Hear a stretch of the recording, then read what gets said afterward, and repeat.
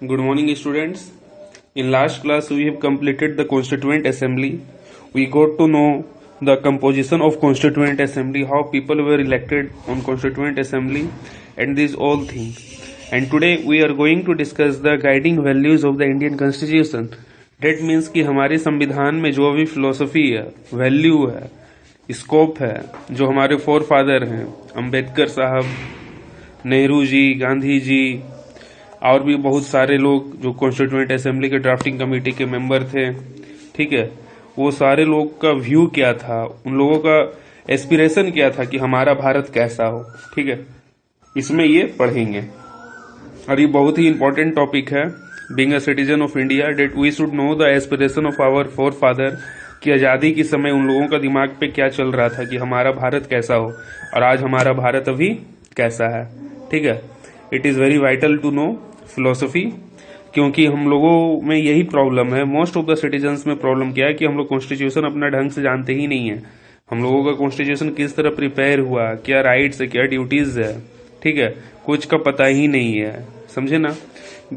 State government क्या काम करेगी, सेंट्रल गवर्नमेंट क्या काम करेगी, कुछ पता नहीं हम लोगों को ढंग से, और सिर्फ इधर उधर पंछियों की तरह बात करते हैं, इलॉजिकल, ठीक है।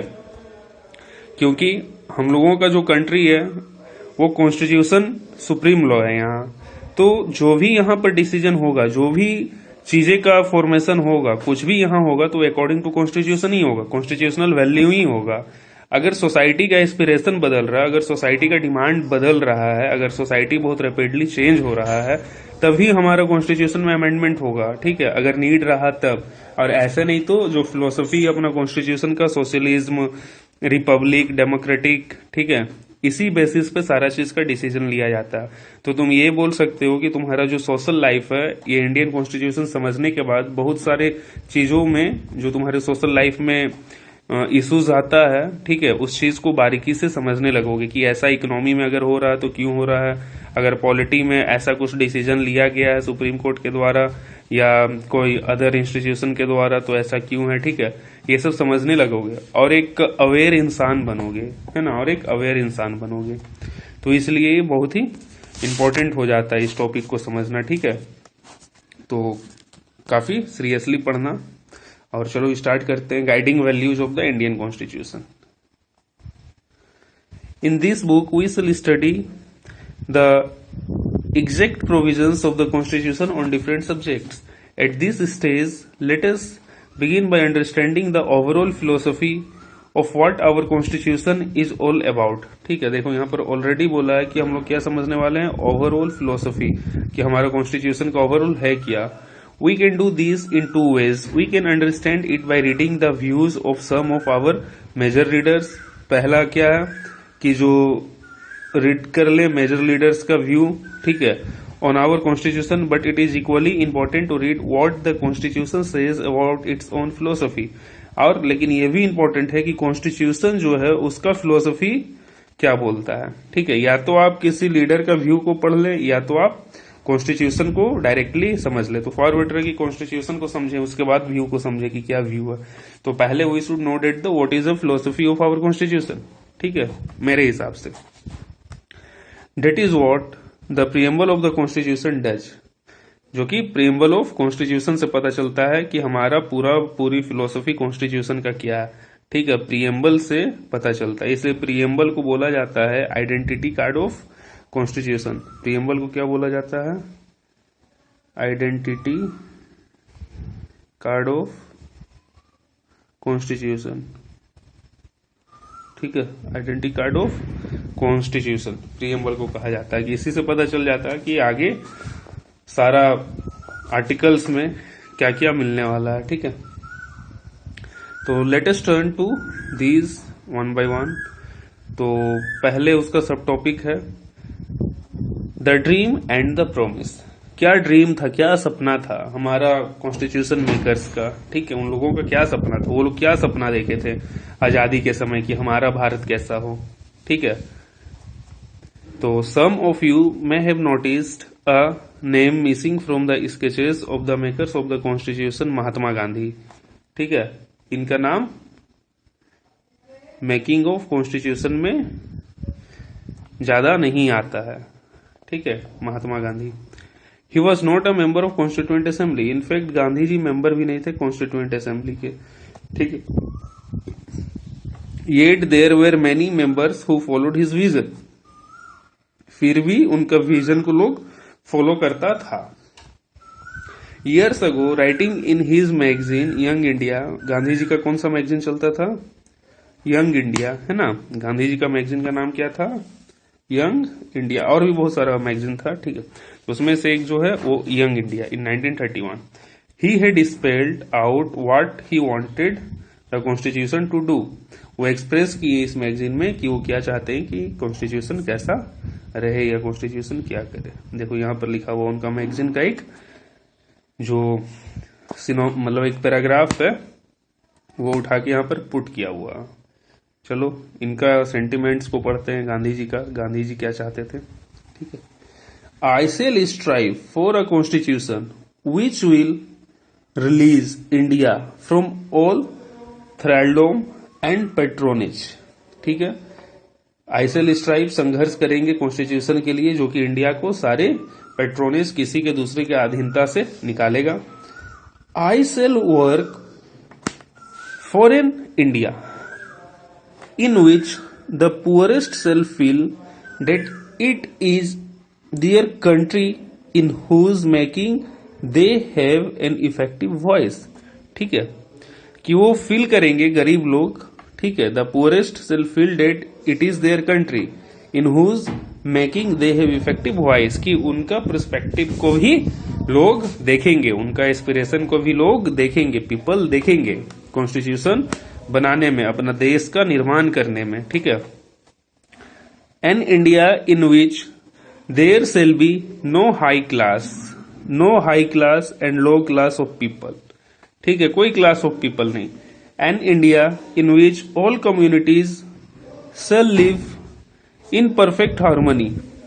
किसी तरह का कोई भेदभाव नहीं क्लास सिस्टम पे भी। ठीक है, क्लास सिस्टम पे भी नहीं, सारे लोग टुगेदर जिएंगे, ऑल कम्युनिटी, सारे कम्युनिटीज। ठीक है, there can be no room in such an India for the curse of untouchability. किसी तरह का कोई स्पेस नहीं देना है अनटचेबिलिटी को, मतलब हमारा सोसाइटी में अनटचेबिलिटी एग्जिस्ट नहीं करेगा। और the curse of intoxicating drinks, और हमारे देश में किसी प्रकार के भी नशीला पदार्थ नहीं बिकेगा, है ना, drink and drugs. Women will enjoy the same right as men. ठीक है, वुमेन जो हैं वो भी सेम राइट एंजॉय करेगी एज अ मैन, जैसे उनके काउंटर पार्ट मैन करते। I shall be satisfied with nothing else, और मैं इससे ज्यादा किसी चीज से भी सेटिस्फाइड नहीं रहूंगा। तो गांधी जी का एस्पिरेशन ये था, गांधी जी का ऐसा पॉइंट ऑफ व्यू था। गांधी जी चाहते थे कि भारत इस तरह हो, no class system, all community exist together with harmony, है ना, हर एक कम्युनिटी रहे हार्मनी के साथ। ठीक है, फिर किसी तरह का कोई अनटचेबिलिटी वगैरह का सिस्टम ना रहे। ठीक है, किसी तरह का कोई नशीला पदार्थ वगैरह ना चले, वुमेन जो है इक्वल राइट्स एंजॉय करे, ऐसा भारत गांधी जी चाहते थे। ठीक है, ऐसा भारत का निर्माण गांधी जी चाहते थे। समझे? चलो आगे आते हैं। This dream of India that has eliminated inequality was shared by doctor Ambedkar, who played a key role in the making of constitution, but he had a different understanding of how inequalities could be removed. He often bitterly criticized Mahatma Gandhi and his vision. In his concluding speech of the Constituent Assembly, he stated his anxiety very clearly. ठीक है, एक हमारे देश के धुरंधर थे B R Ambedkar. ठीक है, B R Ambedkar, देखो यहाँ पर इनका बारे दिया हुआ। B R Ambedkar born in Madhya Pradesh. ठीक है, यहाँ पे मध्य प्रदेश में जन्म लिए थे। Chairman of the drafting committee, drafting committee के चेयरमैन थे। सोशल रिवोल्यूशनरी थिंकर थे, सोसाइटी में चेंजेस चाहते थे। Agitator against caste division and caste based inequalities. फिर later he become the first cabinet minister in the first cabinet of post independence India, founded republic party of India. ठीक है, अंबेडकर साहब party ये form किए थे और कैबिनेट में minister भी बने, ठीक है, लॉ मिनिस्टर, ठीक है। तो अंबेडकर जी क्या थे? अंबेडकर जी गांधी जी का अपोजिट डायरेक्शन में जाते थे, क्रिटिसाइज करते थे हमेशा, ठीक है। गांधी जी का व्यू अंबेडकर साहब को रास नहीं आता था, ठीक है। देखो इन दोनों का बीच में विचारधारा में क्या डिफरेंस था, ये दोनों का थॉट प्रोसेस में क्या डिफरेंस था, एक ओवरऑल व्यू में देता हूं। गांधी जी जो थे ना, वो बोलते थे कि आपको सोसाइटी में अगर इक्वेलिटी मिल जाए, सोसाइटी में अगर इक्वेलिटी मिल जाएगा तो आपको पॉलिटिकल इक्वेलिटी भी मिल जाएगा, ठीक है। तो गांधी जी पहले सोशल इक्वेलिटी पे बात करते थे, इसलिए ऊपर देखे ना अनटचेबिलिटी का बात कहें और क्लास सिस्टम का बात कहे ना, और उसके बाद वो बोलते थे कि पॉलिटिकल इक्वेलिटी ऑटोमेटिक मिल जाएगा अगर सोसाइटी में इक्वेलिटी इंश्योर हो जाए तो, ठीक है। और अंबेडकर साहब जो बोलते थे, ये बोलते थे कि पहले अब हमको पॉलिटिकल इक्वेलिटी चाहिए, ठीक है। तो पॉलिटिकल इक्वेलिटी रिप्रेजेंटेशन चाहिए, रिप्रेजेंटेटिव जब पार्लियामेंट में रहेगा तभी ना इनको पॉलिटिकल इक्वेलिटी मिलेगा, समझे। तो पॉलिटिकल इक्वेलिटी चाहिए। तो उसके बाद बोलते हैं कि जब पॉलिटिकल इक्वेलिटी मिल जाएगा तो ऑटोमेटिक सोशल इक्वेलिटी भी इंश्योर हो जाएगा, ऑटोमेटिक सोशल इक्वेलिटी भी इंश्योर हो जाएगा। ये दो सबसे बड़ा डिफरेंस था गांधी जी और अंबेडकर साहब का थॉट में, ठीक है। गांधी जी जिसको सेकंड प्रायोरिटी दे रखे थे, ठीक है, मतलब पहले सोशल इक्वेलिटी इंश्योर किया जाए फिर पॉलिटिकल इक्वेलिटी हो जाएगा। तो वहीं अंबेडकर साहब पहले पॉलिटिकल इक्वेलिटी का बात करते थे, उसके बाद बोलते थे कि सोशल इक्वेलिटी हो जाएगा, समझे। ये था मेन ओवरऑल ये दोनों का डिफरेंस का रीजन। अब ये देखते हैं अंबेडकर साहब क्या अपना एंग्जाइटी यहाँ पर वेरी क्लियरली एक्सप्लेन किए थे। ये सब जो है ना, ये सब तुम्हारा डॉक्यूमेंट से निकाला हुआ रहता है, समझे, और उसको पब्लिश किया जाता है। तो ये सब बहुत इंपॉर्टेंट वर्ड्स होता है, ये सबको पढ़ा करो और समझा करो कि क्या बोलना चाह रहे हैं, तभी एक अच्छा सिटीजन हम लोग बन पाएंगे। नहीं तो वही और सबकी तरह जो बिना पढ़े लिखे जैसा बात करता हो वैसा हम लोग भी पढ़ लिख के बात करेंगे। और ऐसे भी सोसाइटी में कमी नहीं है पढ़े लिखे गवार का, ठीक है, कि पढ़ लिख के भी इलॉजिकल बात करते हैं, ठीक है।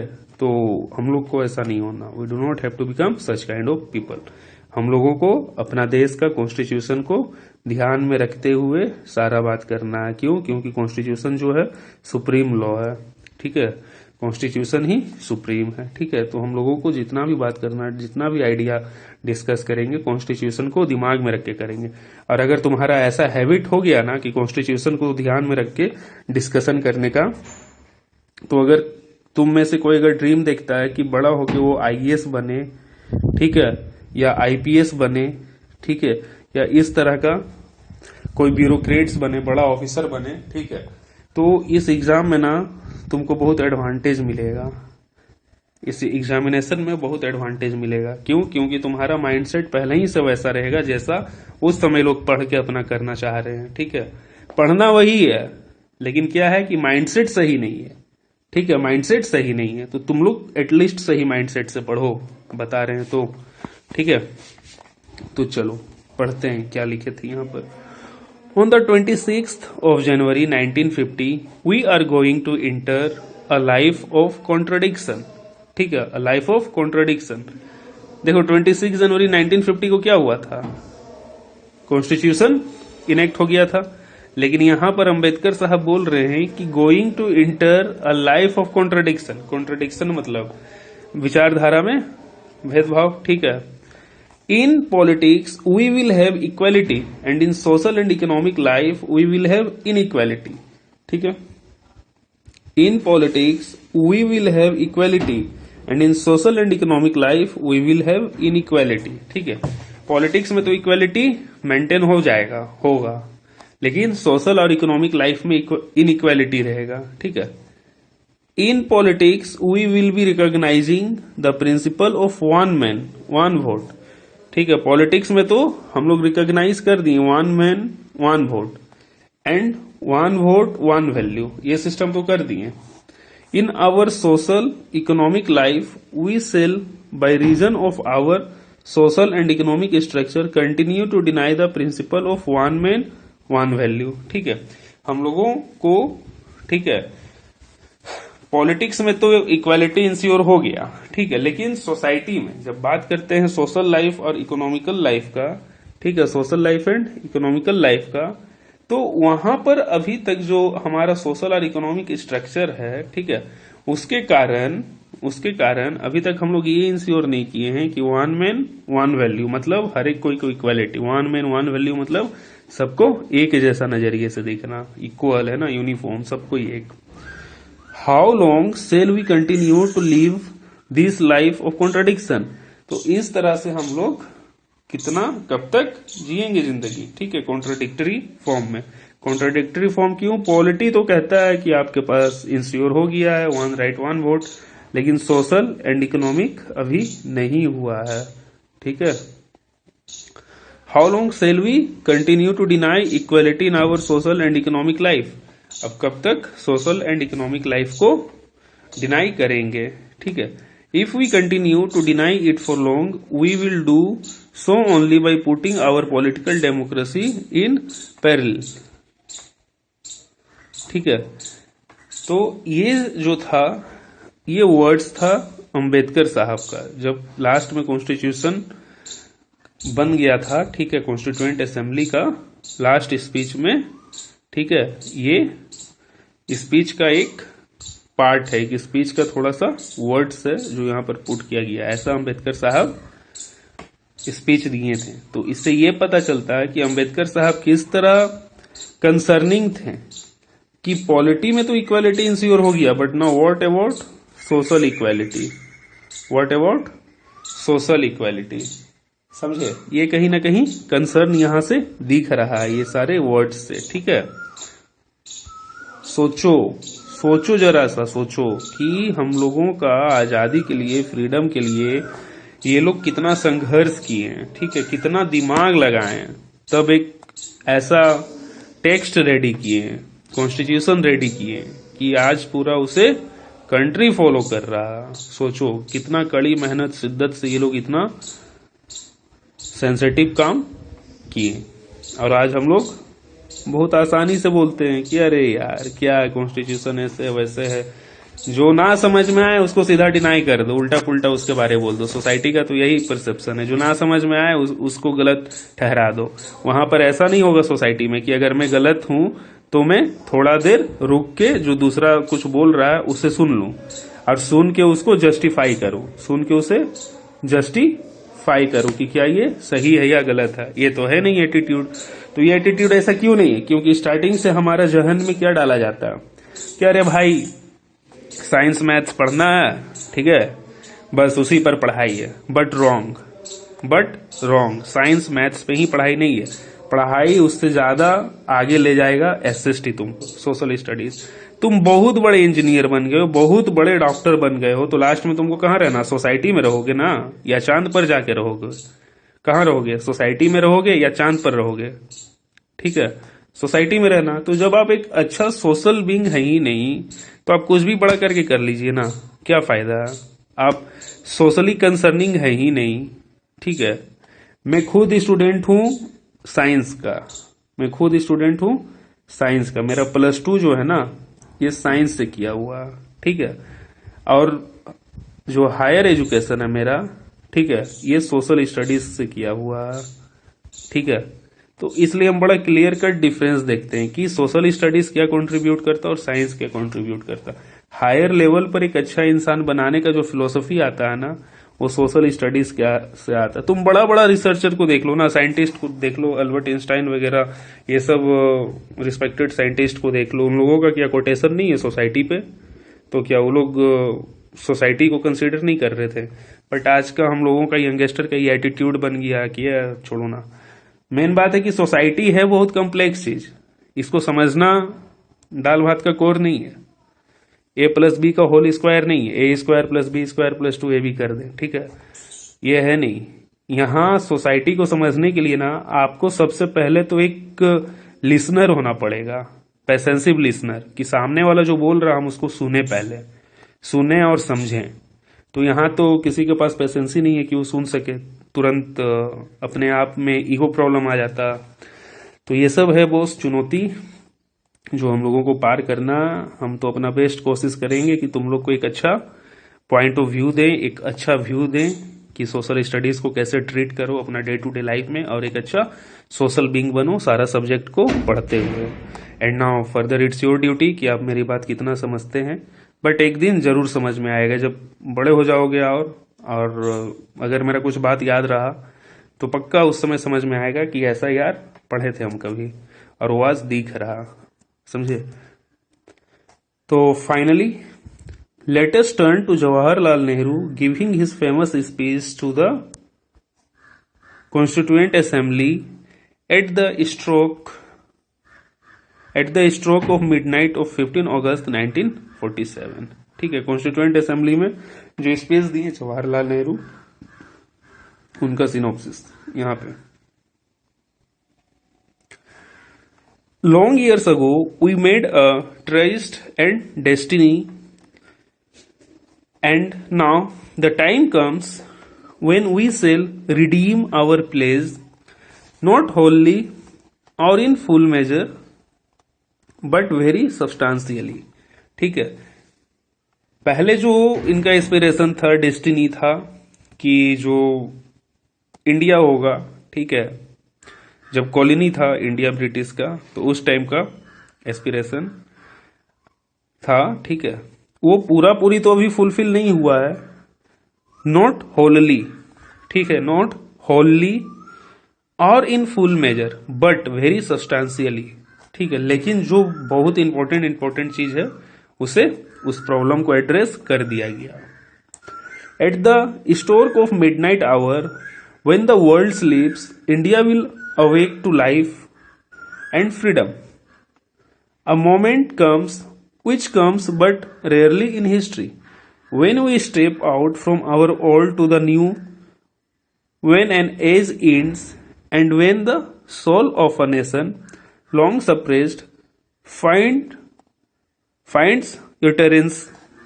It is fitting that at this solemn moment we take the pledge of dedication to service of India and her people and the still larger cause of humanity। तो ये पूरी बात ये बताना चाह रहे हैं कि ये पहले तो एड्रेस किए कि इंडिया का जो कंडीशन है, जिस समय वो बोल रहे वो क्या है कि रात है, रात में सब सोया हुआ है, लेकिन भारत का एक नई सुबह का शुरुआत होने वाला है। ये सब लेक्चर्स वर्ड था, ठीक है। फिर उनका क्या आता है कि आस्ते आस्ते भारत आगे बढ़ेगा और ऑन कॉज ऑफ ह्यूमैनिटी, इंसानियत के लिए ये देश आगे रहेगा, और इसके लिए ये लोग प्लेज लेते हैं, शपथ लेते हैं, ठीक है। फिर यहां पर आ जाओ, freedom and power bring responsibility, बहुत इंपॉर्टेंट और बहुत ही रिस्पॉन्सिबल लाइन है ये। Freedom and power bring responsibility, आपके पास आजादी है और आपके पास पावर है, तो आपके लिए क्या है, एक रिस्पॉन्सिबिलिटी है कि दूसरा का आजादी को आप हनन न होने दें, ठीक है। It's your moral obligation and it's your responsibility that you should preserve the freedom of other people in keeping your point of view that the freedom of one member should not violate the freedom of other member of your society, ठीक है। ये आपका responsibility बन जाता है। जो officers बनते हैं, जो IAS, IPS, commissioner income tax की, ये सब जो बड़े बड़े ऑफिसर्स होते हैं, इनफैक्ट बड़े बड़े ऑफिसर, ये तो सिविल सर्विसेज का मैं बात कर दिया, अगर छोटे लेवल पे भी आ जाएं, ठीक है, जैसे कि इंस्पेक्टर हो गए, सीईओ हो गए, सर्कल ऑफिसर, ठीक है, एसडीएम हो गए, एसडीओ हो गए, तो उन लोगों का पास भी फ्रीडम आता है और पावर आता है। देखो अब हम डे टू डे लाइफ में इस सेंटेंस को यूज कर रहे हैं, ठीक है, किस तरह ये काम करता है। फ्रीडम है, पावर है, तो आपके पास क्या लिया है, रिस्पॉन्सिबिलिटी, ठीक है। अगर तुम में से कोई अपने घर में बड़े हो, ठीक है, बड़े हो मतलब भाई बहन में बड़े हो, तो तुम्हारे पास और लोगों से, जो तुम्हारे छोटे भाई बहन है, उनसे ज्यादा फ्रीडम है, ठीक है, और उनसे ज्यादा पावर है।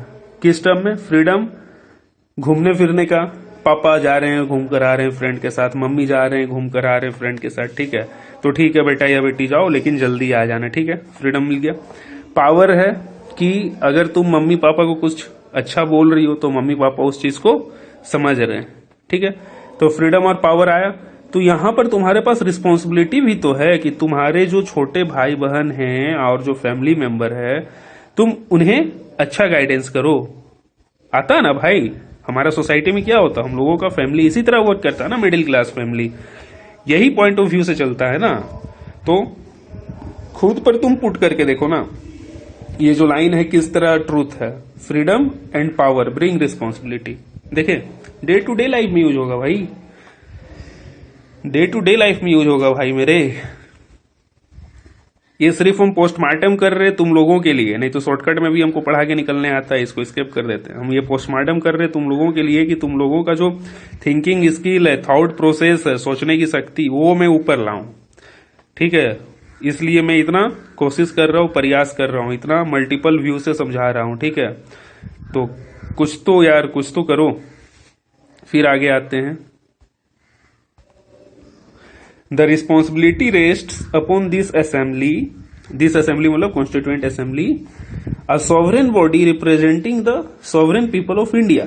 सॉवरेन बॉडी, सॉवरेन मतलब क्या होता है कि संप्रभुता, मतलब हम फ्री हैं अपना इंटरनल डिसीजन लेने के लिए, हम फ्री हैं, हम किसी एक्सटर्नल पावर या किसी एक्सटर्नल थॉट पे डिपेंड नहीं करेंगे। ठीक है, हम सॉवरेन हैं। Body representing the sovereign people of India. Before the birth of freedom we have endured all the pains of labour and our hearts are heavy with a memory of this sorrow. ठीक है, देखो कितना खतरनाक word है ये, before the birth of freedom. ये आजादी जो हम लोग को मिलने वाली, इससे पहले हम लोगों का दर्द जो है लेबर का, मेहनत करने का, और हार्ट जो है heavy with memory of this sorrow. ठीक है, मतलब ये बता रहा वर्ड कि उस समय ये आजादी से पहले क्या बुरा हाल था, और ये जब कॉन्स्टिट्यूशन रेडी हो गया तो हमारे जो लीडर लोग थे, ठीक है, वो कितना एक्साइटेड थे अपना नया देश का निर्माण करके। ठीक है, तभी ना ऐसा वर्ड लिख रहे हैं कि पहले का जो भी चीज था, दिल में दुख भरा हुआ था पहले का इवेंट से, जो कुछ भी था, some of those pains continue even now. उसमें से कुछ अभी भी जख्म या दर्द अभी भी है। ठीक है, उन लोगों का सोचना था। Nevertheless the past is over and it is the future that beckons to us now. That future is not one of ease or resting, but of ascending, striving, so that we may fulfill the pledges we have so often taken and the ones shall take today. The service of India means the service of the millions of suffer. ठीक है, देखो नेता लोग जी, जो नेताजी लोग थे उस समय, ठीक है, उन लोगों का पॉइंट ऑफ व्यू था द सर्विस ऑफ इंडिया। अगर हम अपने देश के लिए कुछ कर रहे हैं, that means service of millions of who suffer, तो ये मिलियंस ऑफ पीपल के लिए आप कर रहे हैं जो उस समय सफरर थे। It means the ending of poverty and ignorance and disease and inequalities of opportunity. The ambition of the greatest man of our generation has been to wipe every tear from every eye. ठीक है, that may be beyond us, but as long as there are tears and suffering, as long our work will not be over. जब तक वो हर एक गरीब के आंख से आंसू ना पोंछ लें, तब तक हम लोगों का काम खत्म नहीं होगा, तब तक हम लोगों का वर्क जो है कंटिन्यू चलता रहेगा। ऐसा उस समय का जवाहरलाल नेहरू का ये लेक्चर था, मिडनाइट लेक्चर। समझे मेरे भाई बंधु लोग, इस तरह से हम लोगों का कॉन्स्टिट्यूशन प्रिपेयर हुआ। सेंटीमेंट देख लो उस समय का, ये सब जो हम लोगों का लीडर्स थी, सरोजनी नायडू थी ना भाई, आंध्र प्रदेश की थी। ठीक है, ये सब हम अभी छोड़ रहे हैं, ये सब कवर करेंगे। ठीक है, जब चैप्टर ये पूरा कंप्लीट हो जाएगा ना, तब ये सब जो पर्सनालिटीज है ना, उसका बारे कवर करेंगे। ठीक है, सोच लो कितना शिद्दत से ये लोग कॉन्स्टिट्यूशन प्रिपेयर किया। आज हम लोग क्या करते हैं, वैल्यू ही नहीं देते हैं, कॉन्स्टिट्यूशन पता ही नहीं है। इनफैक्ट अभी भी हम बता रहे हैं कि तुम लोग में से बहुत कम ही लोग को, या ऑलमोस्ट में से पता नहीं कितने लोग को भी ये भी पता होगा कि हमारा कॉन्स्टिट्यूशन होता क्या है, कितना आर्टिकल्स उसमें है। ठीक है, हम मतलब अभी हम इतना पढ़ा दिए, फिर भी तुम लोग का दिमाग काम नहीं करेगा कि हम लोगों को कॉन्स्टिट्यूशन क्यों फॉलो करना चाहिए स्ट्रिक्टली। ठीक है, क्यों? क्योंकि तुम सोचते नहीं हो, दिमाग में सिर्फ क्या चलता, फ्रिक्शन। अच्छा फ्रिक्शन था, ठीक है ठीक है। फिर फिजिक्स में आ जाएगा लॉ ऑफ मोशन। अच्छा ये तो भाई उसके साथ ये भी इंपॉर्टेंट है इक्वली। तभी ना, अगर तुम भविष्य में एक बढ़िया साइंटिस्ट बन जाओगे तो साइंटिस्ट बन के क्या करोगे, क्या करोगे? सोसाइटी का ही डेवलपमेंट के लिए कुछ काम करोगे ना यार, सोशल क्लास में। अब जब तुम्हारे में ये सेंसिबिलिटी रहेगा ही नहीं, सेंसिटाइज रहोगे ही नहीं, सेंस रहेगा ही नहीं कि हम अपना पुअर पीपल जो है कंट्री का, उसके लिए कुछ ऐसा इन्वेंट करे या कुछ ऐसा मॉडल प्रिपेयर करे कि जिससे इसे छुटकारा मिले, तो क्या फायदा वैसा साइंटिस्ट बन के? कोई फायदा नहीं। कल होके डॉक्टर बनोगे, कोई इंजीनियर बनोगे, बेसिक प्रोफेशन। अब उसके बाद आस्ते आस्ते बड़ा होगा तब पता चलेगा और भी बहुत सारा ऑप्शन है।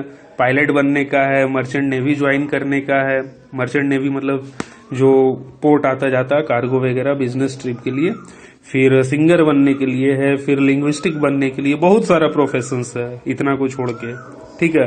सोशल वेलफेयर में प्रोफेशंस है, ठीक है, बहुत तरह का चीजें हैं। तो भाई तुमको पता होगा तो ना कि तुम्हारा रिस्पॉन्सिबिलिटी क्या है, बीइंग अ सोशल पीपल तुम्हारे पास लाइबिलिटीज क्या है, ठीक है। जो तुम प्रोटेक्ट कर रहा है, जो देश तुमको प्रोटेक्ट कर रहा है, तुम भारत के बॉर्डर के अंदर हो इसलिए फ्रीली इतना एंजॉय कर रहे हो लाइफ, तो ये वाला सेंस अभी पता नहीं चलता, समझे। चलो, आज बहुत तुम लोग को मोटिवेट कर रहे हैं और बहुत लेक्चर दे रहे हैं इंपॉर्टेंट फिलोसफी, समझे ना। चलो आगे आते हैं। अब philosophy of the constitution start किया जाए कि छोड़ दिया जाए? इतना पहले समझोगे? हालांकि कुछ है नहीं खास यहाँ पे समझने के लिए, फिर से पढ़ोगे, ठीक है। इसको इतना ही पर छोड़ दे रहे हैं हम, ठीक है। अगले क्लास में जो कवर करेंगे ना, यहां से करेंगे फिलोसफी ऑफ द कॉन्स्टिट्यूशन। अभी और फिलोसफी बाकी है, जिस जिस पॉइंट को हम बोले उस पर सोचो, दिमाग लगाओ, ठीक है। अपने आप को पहचानो, तुम सिटीजन हो, तुम ही कैपिटल हो अपने देश का। We all are human capital, हम लोग ह्यूमन कैपिटल है। हम ही लोग से अपना देश ना आगे बढ़ेगा, समझे ना। हम लोग जितना बढ़िया करेंगे अपना देश उतना आगे बढ़िया करेगा। जिसको जिसको अपना देश के लिए सेंटीमेंट है वो कम से कम अभी से तो बढ़िया करना स्टार्ट करो। और दूसरा बात, मोस्ट इम्पोर्टेंट बात, कि संडे को तुम लोगों का टेस्ट होगा, संडे को तुम्हारा टेस्ट होगा या एग्जाम होगा, जो बोल लो। अब की बार जो टेस्ट होगा वो ऑब्जेक्टिव नहीं होगा, वो सब्जेक्टिव होगा, वो सब्जेक्टिव होगा। सब्जेक्टिव मतलब मैं तुम्हें क्वेश्चंस बना कर दूंगा, ठीक है। उसमें कुछ फिल इन द ब्लैंक्स होगा, कुछ ऑब्जेक्टिव होगा, कुछ वेरी शॉर्ट आंसर होगा, कुछ लॉन्ग आंसर होगा। तो आपको लिखना है, आंसर लिखना है। लॉन्ग आंसर रहेगा तो आंसर लिखना है। और जो सिलेबस होगा आपका एसएसटी का, ठीक है, वो अभी तक मैं जो पढ़ा चुका हूँ उससे रहेगा। ज्योग्राफी में ड्रेनेज हो गया है, हिस्ट्री में फ्रेंच रेवोल्यूशन हो गया है, कॉन्स्टिट्यूशन में व्हाट एंड वाई हो गया है, और कौन छूट रहा जी, इकोनॉमिक्स में पालमपुर हो गया है, ठीक है। यही सब से रहेगा, सारा मिक्सअप रहेगा। और अगेन मैं रिपीट कर दूं को क्वेश्चन एक्सरसाइज से नहीं रहेगा, क्वेश्चन जो भी रहेगा वो बीच से रहेगा, है ना, वो बीच से रहेगा, ठीक है। तो चलो रिवाइज करो, संडे को देखते हैं कौन कितना बढ़िया टेस्ट देता है। और मेरी बातों को, जितना भी बात मैं बोलता हूँ उस सारे बातों को सीरियसली सोचो, एक अच्छा सिटीजन बनो, ठीक है।